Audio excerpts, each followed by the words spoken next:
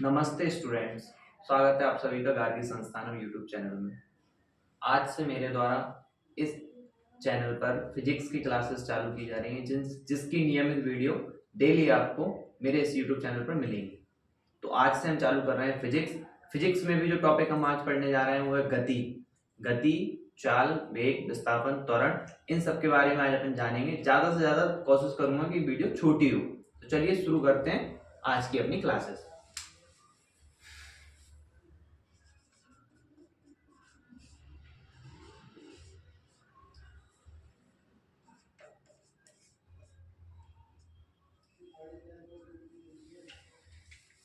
गति के बारे में बताने से पहले मैं आपको एक चीज बता दूं कि फिजिक्स में कोई भी राशि होती है वो दो तरीके की होती है। एक होती है अदिश और एक होती है सदिश। अदिश राशियां वे राशियां होती हैं जिनको व्यक्त या जिनके बारे में अपन बताएंगे किसी को, तो उनको बताने के लिए केवल और केवल परिमाण यानी कि ये होता है परिमाण यानी कि जैसे कि मान लो आपने आटा लिया। अब आटा, आपकी मम्मी ने बोला आटा या दाल, आप दाल लेके आओ। तो मम्मी से आप क्या पूछोगे कि मम्मी दाल लाना है, कितनी लाना है, ये पूछोगे कितनी। तो जो कितनी का मम्मी आंसर देंगी कि 1 किलो, 2 किलो, 5 किलो, जो किलो है वो होता है परिमाण। तो इसको बोलते हैं परिमाण। तो अदिश राशियों को व्यक्त करने के लिए केवल परिमाण की आवश्यकता होती है, दिशा की आवश्यकता नहीं होती। और सदिश राशियों को व्यक्त करने के लिए परिमाण तो चाहिए ही चाहिए। यानी कि फॉर एग्जांपल दाल है तो किलोग्राम तो चाहिए ही चाहिए, पर ये भी चाहिए दिशा, यानी कि मूंग की लाना है, तुअर की लाना है, काय की लाना है, ये भी जरूरी है। जैसे कि मान लो विस्थापन एक सदिश राशि है।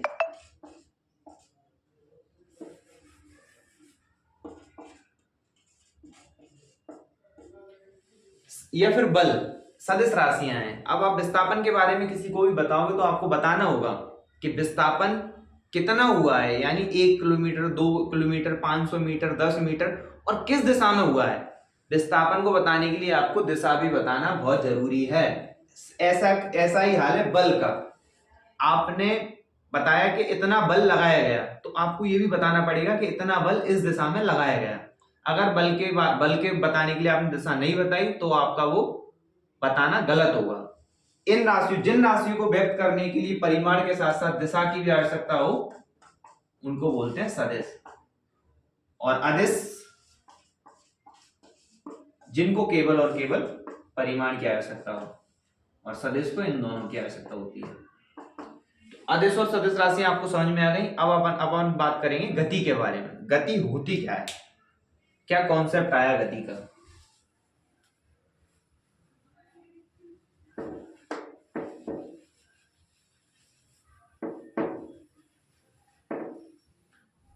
तो बेसिकली गति होती है मोशन। इंग्लिश में इसको मोशन बोलते हैं। लूज मोशन वाला ही मोशन होता है, उसमें भी गति होती है। तो गति क्या होती है, कोई भी वस्तु अपनी स्थिति को लगातार समय के साथ परिवर्तित कर रही हो उसको बोलते हैं गति। जैसे कि पृथ्वी आप सभी को पता है पृथ्वी गोल भी घूम रही है और सूरज के चारों ओर परिक्रमा भी कर रही है। तो वो लगातार अपनी, अभी इस टाइम जिस पोजीशन पर पृथ्वी है अगले सेकंड उस पोजीशन पे नहीं होगी। इसलिए इसको गतिमान बोल रहे हैं। यानी कि हर वस्तु जो समय के साथ अपनी स्थिति में परिवर्तन कर रही है वो गतिमान मानी जाएगी।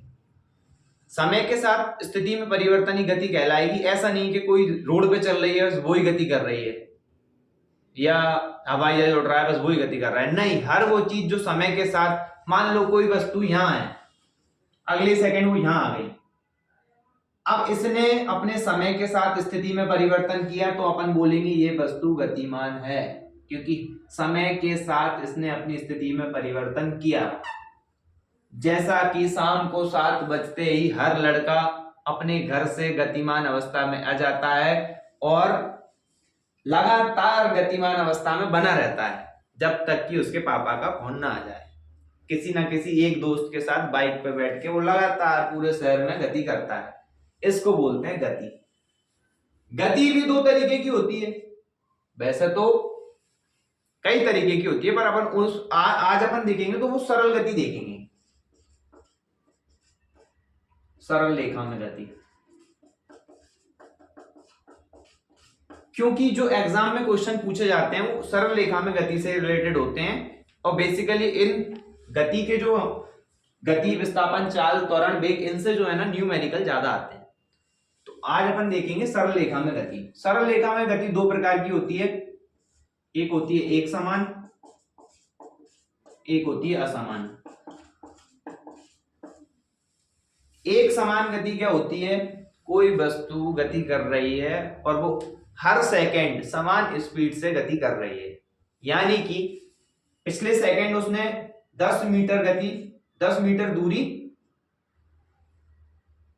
बढ़ी तो अगले सेकंड भी वो 10 मीटर ही बढ़ रही है, यानी हर सेकंड वो 10-10 मीटर बढ़ रही है, तो इसको बोलेंगे एक समान गति। अगर कोई वस्तु का फिक्स नहीं है, वो फिक्स नहीं है कि वो हर सेकंड कितना बढ़ रही है, तो उसको बोलेंगे असमान गति। असमान गति के उदाहरण देखें तो ट्रैफिक में आप बाइक चला रहे हो, आपने खाली रोड में ला, आपने स्पीड बढ़ा दी, फिर सिग्नल आया, आपने गाड़ी रोक दी। अब आपकी स्पीड फिक्स नहीं है, आप पिछले 1 मिनट में आप 60 की स्पीड से चला गया और अब आप एकदम रुक गए, तो क्या हुआ? आपकी गति फिक्स नहीं है, तो इसको बोलते हैं असमान गति। एक समान गति और असमान गति ये हो चुका है। अब अपन देखते हैं कि विस्थापन क्या होता है। गति सबको समझ में आ गया होगा।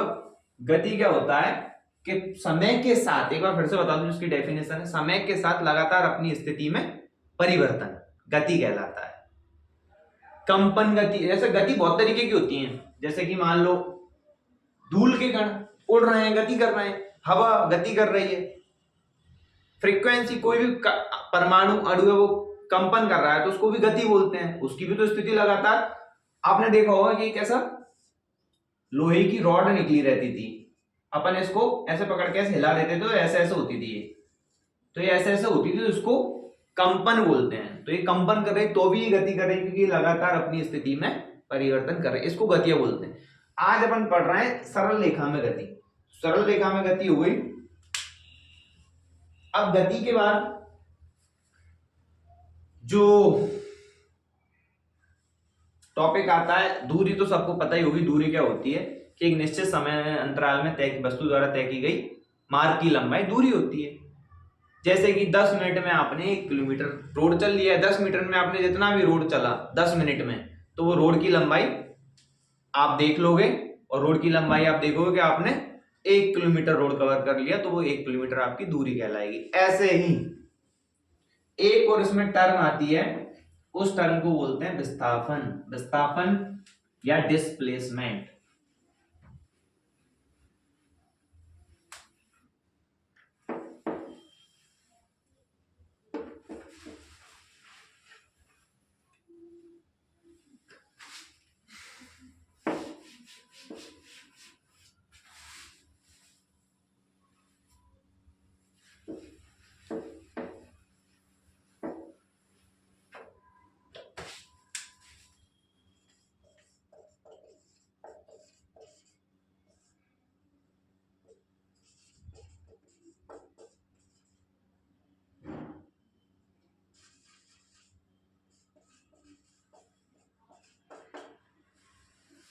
विस्थापन की सिंपल सी परिभाषा है दो बिंदुओं के बीच की न्यूनतम दूरी विस्थापन कहलाती है। जैसे कि समझिए आप अपने घर से निकले, इधर गए, फिर इस गली में मुड़े, फिर इधर जाके ऐसे चले गए, फिर ऐसा आगे, फिर इधर आ गए, फिर इधर आपके दोस्त के घर गए, दोस्त के घर से दोस्त के घर पर ही रुक गए।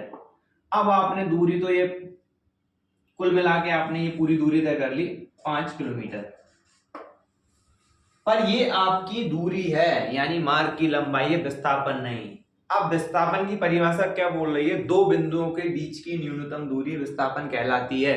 तो यहाँ पे अपन देखेंगे दो बिंदु, एक ये रहा और एक ये रहा। आप यहाँ थे, यहाँ पहुंच गए, तो इनकी बीच की न्यूनतम दूरी निकल के आ रही है 1 किलोमीटर।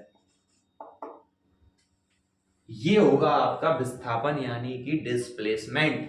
आप अपनी जगह से कितना हिले, जरूरी नहीं है आप कितना भी चल लो, कितनी भी दूरी तय कर लो, वो आपका डिस्प्लेसमेंट हो। डिस्प्लेसमेंट दो बिंदुओं के बीच की न्यूनतम दूरी होती है। अगर आप एक सरल रेखा में चले और 2 किलोमीटर चल लिए, सीधी सीधे आपका दोस्त का घर यही है, यहां से आप चलना स्टार्ट किए और दोस्त का घर सीधी रेखा में यही है, तो अब आपकी दूरी और डिस्प्लेसमेंट होगा वो सेम होगा, दूरी और डिस्प्लेसमेंट सेम होगा क्योंकि ये न्यूनतम दूरी है दो बिंदुओं के बीच की। लेकिन विस्थापन शून्य भी हो सकता है। मान लो आप यहां से चले, दोस्त के घर पहुंच गए और दोस्त फिर आपको याद आया कि आपका कुछ जरूरी सामान अपने घर छूट गया और फिर आप यहाँ आ गए। यहाँ आने के बाद आपके पापा ने आपको नहीं जाने दिया, तो ये कहलाएगा, अब आपके दो बिंदुओं के बीच की दूरी देखी जाएगी। आपने यहीं स्टार्ट किया था, यहीं आ गए, आपके दो बिंदुओं के बीच की दूरी है शून्य, तो ये होगा विस्थापन शून्य।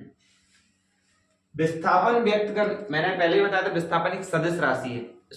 इसको व्यक्त करने के लिए परिमाण के साथ साथ दिशा की भी आवश्यकता होती है। यानी कि विस्थापन की जो दूरी होती है वो किलोमीटर, मीटर, सेंटीमीटर इसमें नाप सकते हैं अपन। अब आपको पर ये भी बताना पड़ेगा, आपने 2 किलोमीटर चला तो 2 किलोमीटर कौन सी दिशा में चला, दिशा भी बताना है। ऐसे विस्थापन को व्यक्त किया जाता है। ऐसे करके आप बताएंगे कि मैं 2 किलोमीटर चला और उत्तर दिशा में चला, इस दिशा में चला, तो ये हो गया विस्थापन। अब विस्थापन के बाद अपन बोलते हैं कि गति हो रही है, विस्थापन हो रहा है, दूरी चल रहे हैं, तो इसको नापेंगे काहे में, कैसे पता चलेगा कि अपन इस गति की दर, कि अपनी मोशन की रेट कितनी है। तो मोशन की रेट नापने के लिए वैज्ञानिकों ने बड़ा ही सिंपल सा वो निकाल दिया, इसको बोलते हैं स्पीड या फिर चाल। तो स्पीड जो होती है, सिंपल सा फॉर्मूला है, सबको बचपन से ही पता होगा, चाल बराबर दूरी बटे समय, या स्पीड बराबर डिस्टेंस अपॉन टाइम। वस्तु द्वारा चाल बराबर दूरी बटे समय। प्रति इकाई समय में तय की गई दूरी को चाल कहते हैं। यानी कि 1 घंटे में आपने 80 किलोमीटर तय कर लिया तो आपकी चाल हो जाएगी 80 किलोमीटर प्रति घंटा। इसका मात्रक होता है मीटर अपॉन सेकेंड या फिर मीटर सेकेंड इनवर्स। प्रति इकाई समय में तय की गई दूरी चाल कहलाती है। चाल भी फिर दो तरह की होती है, असमान और समान। वही कॉन्सेप्ट है, आप एक समान मार्ग की लंबाई हर सेकंड तय कर रहे हो तो समान, और अलग अलग जैसे डिसाइड नहीं है कि अगले सेकंड 80 से चल लिए फिर 100 से चल लिए, तो इसको बोलते हैं असमान। असमान चाल, आमतौर पर समान चाल चलना कठिन है, क्योंकि अपन लोग चलते हैं या तो कहीं भी चल रहे हैं, धरती पे चलना समान चाल चलना लगातार कठिन है। इसलिए असमान चाल ही चली जाती है, चाहे वो एरोप्लेन द्वारा चली जाए, रेलगाड़ी द्वारा। रेलगाड़ी चल रही है लगातार 100 पे चल रही है, अगला स्टेशन आ गया तो वो स्लो हो जाएगी, रुक जाएगी। चाल में तो अंतर आया, चाल तो पहले ज्यादा चल रही थी, अब वो एकदम रुक गई, धीरे स्लो हो गई। ऐसा ही सेम एरोप्लेन का है। तो फिर असमान चाल चलना मतलब असमान चाल ही चली जाती है, समान चाल नहीं चली जाती। तो फिर असमान चाल चली जा रही है तो फिर चाल को निकालते कैसे हैं, कि हमारी एवरेज स्पीड इतनी निकली। या फिर मान लो आप कहीं गए, आपने 4 घंटे में 200 किलोमीटर दूरी तय कर ली, तो अब आपको पता कैसे चला कि आपको इतनी दूरी चल ली। सिंपल सा वही फॉर्मूला है, चाल बराबर दूरी बटे समय। बेसिकली इस चीज को बोला जाता है औसत चाल, क्योंकि अपन 4 घंटे में 200 कितने चले टोटल वो देख रहे हैं, इसको बोला जाता है औसत चाल। और यहां लिखते हैं तय मार्ग की कुल लंबाई बटे कुल समय। ये औसत चाल का फॉर्मूला होता है। ये तो सबको ही पता होगा, अगर नहीं पता तो देख लो, लिख लो। अगर कोई सा भी सवाल आया जिसको नहीं है पता, मान लो ये फॉर्मूला बाई चांस किसी को एक ही मतलब 1% लोग ही होंगे जिनको ये पता नहीं होगा, बाकी सबको पता होगा। और अगर ऐसा सवाल पेपर में आ गया, न्यूमेरिकल आ गया, तो बहुत सिंपल तरीके से हो जाएगा। वो 2 मान आपको देंगे, दूरी भी देंगे। मान लो मैंने जैसे बताया कि 4 घंटे में आपने 200 किलोमीटर दूरी तय करी, तो आपकी दूरी कितनी हुई टोटल 200 किलोमीटर, और समय कितना हुआ है 4 घंटे। अब 4 का भाग दे दो, 4 पंजे 20, तो आपकी निकल आई 50 किलोमीटर प्रति घंटे। यानी आपने हर घंटे में एवरेज चाल आपकी 50 रही होगी, तभी आपने 4 घंटे में 200 किलोमीटर ज्यादा कर लिया। अब ऐसा नहीं है कि आप नाप के ही चले होगे 50 की भी चलना है, आप बहुत सी जगह रुके भी होगे, आपने कहीं 100 पे चलाई होगी, 80 पे चलाई होगी, ऐसे करके आपने 4 घंटे में 200 किलोमीटर तय कर ली। सिंपल सा फॉर्मूला है, इससे न्यूमेरिकल हो जाते हैं। चाल सबको समझ आ गई होगी, चाल में कोई बड़ी बात नहीं है। अब चाल के बाद जो अगला टॉपिक आ रहा है वो थोड़ा अच्छा है। ये तो इसलिए बताया जा रहा है क्योंकि यहां से न्यूमेरिकल इजी बनेंगे, पर जो मेन न्यूमेरिकल बनेंगे वो बनेंगे त्वरण से। यदि अगर आपको चाल ही पता नहीं होगा तो आप त्वरण पे नहीं जा पाओगे, डायरेक्ट त्वरण कठिन है। इसलिए अपन पहले चाल को समझ रहे थे। मुझे पता है बच्चों का खेल है, सिंपल चाल बराबर दूरी बटे समय कोई भी निकाल देगा, बोल रहे होंगे कि इसमें कौन सा आपने वो बड़ा काम कर दिया पढ़ा के, ये तुमको पता ही था। ऐसी बात नहीं है, जीरो से स्टार्ट करना है। बहुत से बच्चों को जिनको पता नहीं होगा तो उनको हेल्प मिल जाएगी।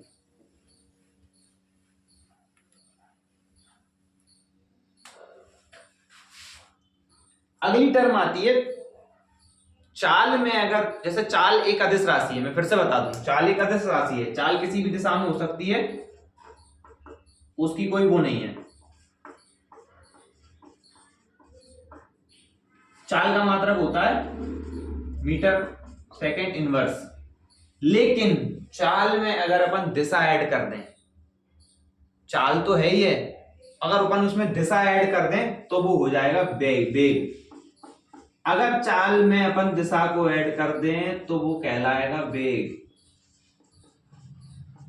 यानी कि एक निश्चित दिशा में किसी वस्तु द्वारा प्रति सेकंड तय की गई दूरी वेग कहलाएगी। निश्चित दिशा, एक निश्चित टर्म का यूज हो गया तो वो वेग कहलाएगा। और वेग को इंग्लिश में बोलते हैं वेलोसिटी, इसलिए इसको v से डिनोट करते हैं।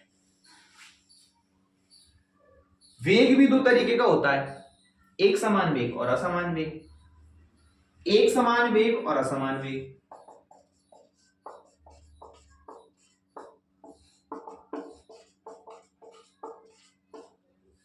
एक समान वेग वही है कि ना तो उसकी दिशा में परिवर्तन हो रहा है ना उसकी स्पीड में, तो उसको एक समान वेग बोलेंगे। असमान वेग यानी या तो उसकी स्पीड में परिवर्तन हो रहा है, एक ही दिशा में चल रहा है पर लगातार परिवर्तन हो रहा है उसकी स्पीड में, या फिर उसकी दिशा में परिवर्तन हो रहा है लगातार, या फिर दोनों में परिवर्तन हो रहा है, स्पीड में भी और दिशा में, तो उसको असमान वेग बोलेंगे।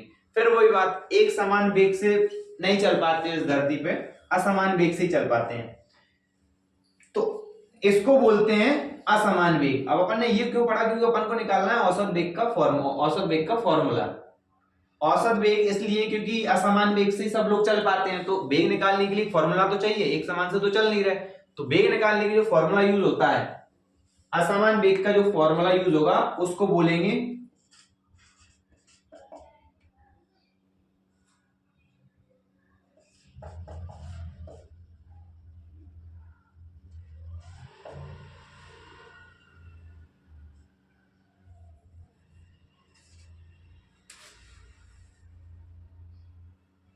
एवरेज वेलोसिटी बराबर प्रारंभिक वेग, इसको बोलते हैं प्रारंभिक वेग, और इसको बोलते हैं अंतिम वेग। प्रारंभिक वेग प्लस अंतिम वेग बटे 2, ये होता है एवरेज वेलोसिटी का फॉर्मूला। अभी मैं आपको सिर्फ इतना ही बड़ा बता रहा हूं, अगली क्लास में जो होगा इनसे रिलेटेड न्यूमेरिकल आपको पढ़ाए जाएंगे, इस चीज से आप निश्चिंत रहें। वेग का भी जो मात्रक होता है चाल बराबर दूरी बटे समय, क्योंकि दिशा ही ऐड हुई है और ऐसा कुछ हुआ नहीं है, तो इसका भी जो मात्रक लिखते हैं वो लिखते हैं मीटर प्रति सेकंड या फिर मीटर सेकंड इनवर्स। अब जो है ना ये चीजें मुझे पता है, मैंने आज कोई स्पेशल नहीं बताया, हल्का फुल्का ही बताया, पर कल त्वरण और त्वरण के बाद जो इस टॉपिक से रिलेटेड बहुत इंपॉर्टेंट न्यूमेरिकल रहेंगे, जो कि पेपर में त्वरण के न्यूमेरिकल मेन होते हैं, जो कि वेग से भी बनते हैं, सारी चीजों का यूज होता है, तो उनसे रिलेटेड जो न्यूमेरिकल होते हैं वो कल की क्लास में मैं ज्यादा से ज्यादा न्यूमेरिकल कराऊंगा, और वो आपके एग्जाम में जैसे कि रेलवे, एसएससी और अदर स्टेट्स के जो भी वनडे एग्जाम होते हैं उनमें आपको फायदा देंगे। ना भी दिया, मान लो एक आध को, मुझे पता है न्यूमेरिकल आएगा त्वरण से आएगा 100% आएगा, इसके अलावा इससे थ्योरिकल क्वेश्चन आएगा ही नहीं। थ्योरिकल क्वेश्चन आएगा वो संवेग, बल, गुरुत्वाकर्षण, श्यानता, इन टॉपिक से आ जाएगा, पर इससे न्यूमेरिकल आएगा ही आएगा, इससे आते ही आता है न्यूमेरिकल। वनडे एग्जाम में भी नहीं, मैंने देखा है बहुत से स्टेट्स के पीएससी होते हैं, टीसीएस होते हैं, उनके मेंस में भी इनसे रिलेटेड क्वेश्चन आ जाते हैं। तो आज की क्लास में इतना ही। कल अपन मिलते हैं त्वरण के साथ और बहुत ज्यादा से ज्यादा न्यूमेरिकल्स के साथ। नमस्ते।